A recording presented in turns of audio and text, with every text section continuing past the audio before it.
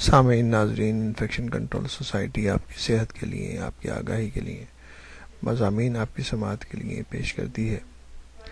Cancer کے بارے میں مضامین آپ کی سماعت کے لیے پیش کیے جا رہے ہیں، کیونکہ جیسا کہ ہم نے آپ کو بتایا کہ کینسر کے بارے میں WHO کی تنظیم نے کہا ہے کہ کینسر کے کیسز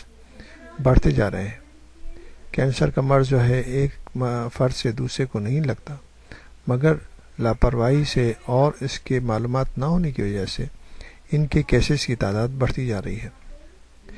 جیسا کہ ہم نے ابھی آپ کو بتایا کہ کینسر کے سب سے پہلے عمل کے دوران کینسر سیل اور اس کی تنظیم کے خلاف ورزی کچھ یوں ہوتی ہے کہ یہ اپنے لگے بندھے مقررہ افعال سے ہٹ کر عمل کرنے لگتے ہیں، جبکہ اس کی اصل شکل صورت برقرار رہتی ہے، یعنی کہ ظاہری طور پر اس کے اندر کوئی چینجز نظر نہیں آتی، لیکن ان میں تبدیلی آ چکی ہوتی ہے۔ اس کے بعد اس کی اصل ہیت اور شکل میں تبدیل ہونے لگتی ہے۔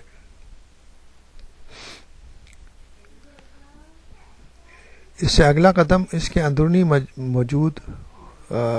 وسطی خلیہ یعنی کہ نیوکلیئر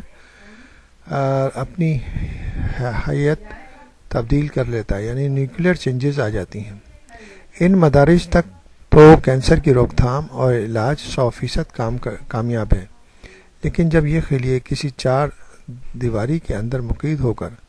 اپنے اپنے افعال انجام دیتے ہیں اور وہ چار دیواری ٹوٹ جائے تو یہ خلیے خون یا عرق یا لمف کے بہاؤ میں داخل ہو جائیں تو یہی اصل خرابی شروع ہو جاتی ہے۔ اس مرحلے کے بعد سرطان کا علاج کامیاب نہیں رہتا۔ یہ سارے مراحل طے کرنے سے میں ایک عرصہ لگ سکتا ہے، اس لیے اگر کوئی غیر معمولی علامت ظاہر ہو تو نظر انداز کرنا خطرناک ہو سکتا ہے، جبکہ یہ خون یا کسی رطوبتی لمف کے ذریعے جسم کے مختلف اعضاء میں داخل ہو کر اپنی ساخت مشابہ